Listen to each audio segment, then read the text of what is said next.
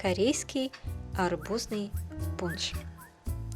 Сделала не только сам пунш, но и много фотографий с ним. И вот делюсь этими аппетитными фотографиями с вами. Надеюсь, вам, посмотрев на них, захочется его приготовить.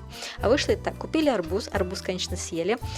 Половину съели и сделали из половины кимчи из арбузных корок. Линк здесь вверху, как это делать. А с оставшейся половины сейчас будем делать пунш. И вот в корку от этой половины мы будем как раз-таки все и закладывать.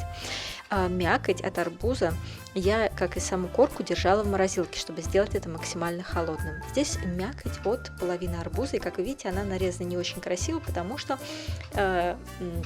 все это делалось для того, чтобы сделать кимчи прежде. Если у вас есть скупер, то скупером наделайте красивые округлые формы мякоти арбуза, для того, чтобы потом из них сделать красивый топпинг на пунше. Из мякоти мы должны сделать арбузный сок. Для этого мы перемалываем часть мякоти в блендере и заливаем в корку, в которой будем, собственно говоря, подавать пунш. Сначала сделайте немного сока, его всегда можно потом добавить, потому что мы не знаем, какой именно объем корки и сколько у нас всего поместится. Далее консервированные тропические фрукты, несколько видов, здесь около 300 грамм. Если используете консервированные фрукты, то отделите фрукты от сока и фрукты закладываем туда же.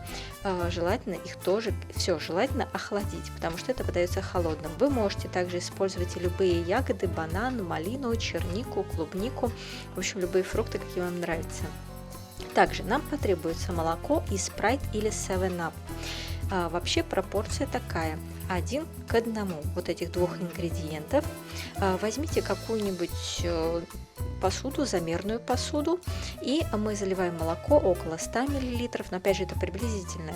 Главное соблюдать пропорцию. Сколько поместится в вашу корку всего, для того, чтобы в ней подавать, заранее сказать трудно. И далее, как я и говорила, спрайт или 7up, тоже около 100 мл, заливаем туда же. И, как я и говорила, если еще останется место, то можно добавить молока, спрайта и арбузного сока также. Теперь мы должны все это перемешать. Не забываем, что должно остаться наверху место, потому что мы будем делать топик, поэтому до краев все не заливайте. И последнее, что мы добавляем, это сгущенка. Да-да, сгущенка. Около 3 столовых ложек приблизительно в данном случае.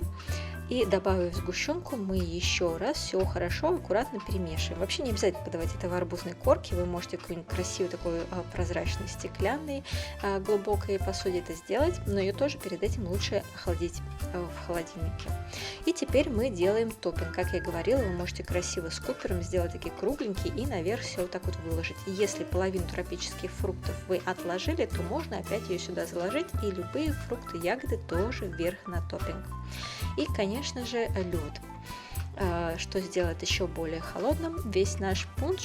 Закладываем лед, и теперь уже дело вашей фантазии. Любые декорации, может быть, даже в таком гавайском стиле, можно сразу в эту корку положить и трубочки, чтобы все вместе, прям таки из этой корочки и из трубочек все это пить. Другой вариант, это можно разлить все порционно. В Корее же вот это самое, можно так сказать, блюдо, то есть этот пунш, его делают жарким летом, когда, например, собираются вместе на пикник или у кого-то дома. И, кстати, в ночных клубах это тоже подается и стоит таки не очень-таки дешево, в таких больших объемах, соответствующих стоимости.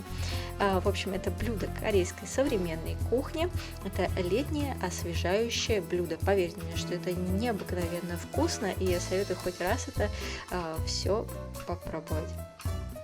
Надеюсь, вам было интересно. Лайкайте, подписывайтесь, оставляйте, пожалуйста, комментарии, какие блюда корейские вы любите или какие бы вы хотели увидеть в моих рецептах. Приятного вам аппетита!